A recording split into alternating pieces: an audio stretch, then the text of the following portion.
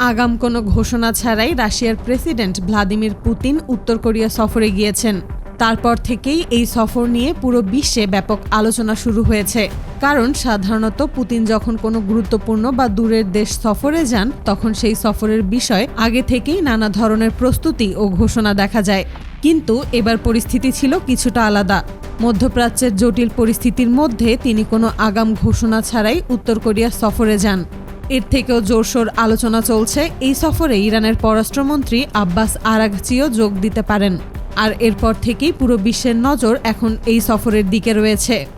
রাশিয়ার president Vladimir পুতিনের বিরুদ্ধে বহুদিন ধরেই আন্তর্জাতিক ফৌজদারি আদালতে গ্রেফতারি পরোয়ানা জারি থাকার বিষয়টি নিয়ে সবসময় আলোচনা হয়। এমন অবস্থায় তিনি হঠাৎ করে এত দূরের একটি দেশে সফরে যাওয়ার বিষয়টি আরও অবাক করেছে। পুতিন যখন এই সফরে রওনা হন, তখন তিনি তার অত্যাধুনিক প্রেসিডেন্ট বিমান নিয়ে আকাশে উড়েছেন। এই বিমানটি শুধুমাত্র ভ্লাদিমির পুতিনের জন্য তৈরি করা হয়েছে। তার বিমানকে নিরাপদে গন্তব্যে পৌঁছে দেওয়ার জন্য এক ঝাঁক যুদ্ধ বিমানও দেখা যায়।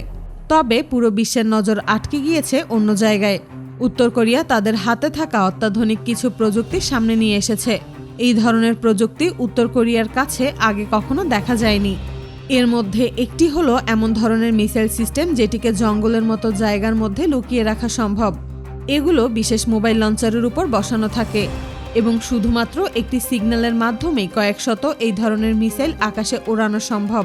বিভিন্ন প্রতিবেদনে এগুলোর গতি ৬,০০০ কিলোমিটার প্রতি ঘন্টার বেশি এবং এগুলো একবার আকাশে উড়ে ৮,০০০ কিলোমিটার পর্যন্ত যেতে পারে বলে উল্লেখ করা হয়েছে। সাধারণত এই ধরনের মিসাইল সিস্টেম যদি আসলেই জঙ্গলের মধ্যে লুকিয়ে রাখা যায়, তাহলে সেগুলো স্যাটেলাইট দিয়ে খুঁজে বের করা প্রায় অসম্ভব হয়ে যায়। এ কারণেই উত্তর কোরিয়ার নতুন এই ধরনের মিসাইল সিস্টেম নিয়ে তুমুল আলোচনা চলছে। এর পাশাপাশি উত্তর কোরিয়ার কাছে অত্যাধুনিক সামরিক রোবট দেখতে পাওয়ার বিষয়টিও আলোচনায় এসেছে। বলা হচ্ছে এই ধরনের রোবট যুদ্ধক্ষেত্রে মানুষের পরিবর্তে বিভিন্ন কাজ করতে সক্ষম হতে পারে। সাধারণত এই ধরনের সামরিক রোবট বিশ্বের উন্নত দেশগুলোর কাছে দেখতে পাওয়া যায়, কিন্তু উত্তর কোরিয়ার কাছে এই ধরনের সামরিক রোবট দেখা যাওয়ার বিষয়টি নিয়ে বিশ্বের সামরিক মহলে ব্যাপক আলোচনা শুরু হয়েছে। এর পাশাপাশি উত্তর কোরিয়া এমন একটি সামরিক রকেট সিস্টেমও সামনে এনেছে যেটি অল্প সময়ের মধ্যে আকাশে ধোঁয়ার একটি বড় পর্দা তৈরি করতে পারে। এই ধরনের প্রযুক্তির মূল উদ্দেশ্য হল নির্দিষ্ট একটি এলাকাকে ধোঁয়ায় ঢেকে দেওয়া। ফলে শত্রুপক্ষের যুদ্ধ বিমান, হেলিকপ্টার বা ড্রোন নিচে থাকা সামরিক কার্যক্রমের উপর নজরদারি করতে পারে না। এই ধরনের ধোঁয়া প্রায় 15 থেকে 20 মিনিট পর্যন্ত আকাশে ভেসে থাকে।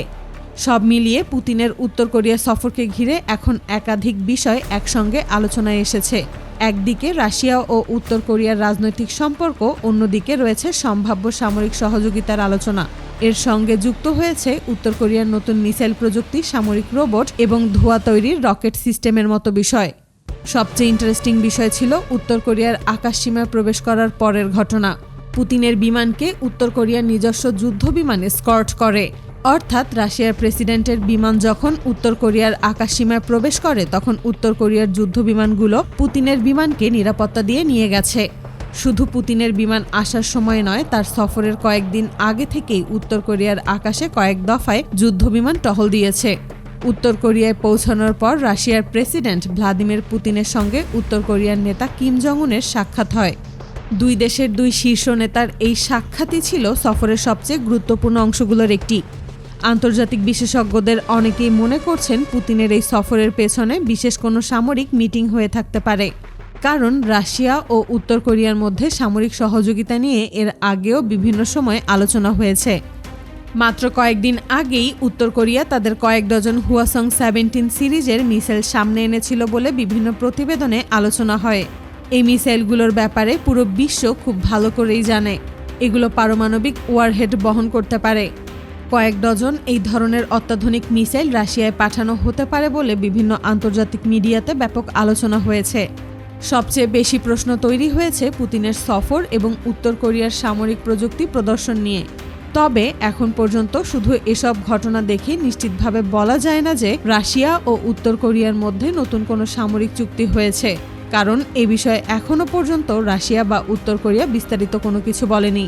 এখন পুরো বিশ্বের নজর মূলত রাশিয়া ও উত্তর কোরিয়ার পরবর্তী পদক্ষেপের দিকে। দুই দেশের মধ্যে সামরিক সহযোগিতা কতটা বাড়ে, নতুন কোনো চুক্তির সামনে আসে কিনা এবং উত্তর কোরিয়ার নতুন প্রযুক্তিগুলো ভবিষ্যতে কিভাবে ব্যবহার করা হয়, এসব বিষয়ে এখন দেখার অপেক্ষা। আর যদি সত্যি দুই দেশের মধ্যে বড় কোনো সামরিক চুক্তি হয়ে থাকে, তাহলে সেটি ভবিষ্যতে আন্তর্জাতিক সামরিক পরিস্থিতিতে বড় ধরনের পরিবর্তন আনতে পারে।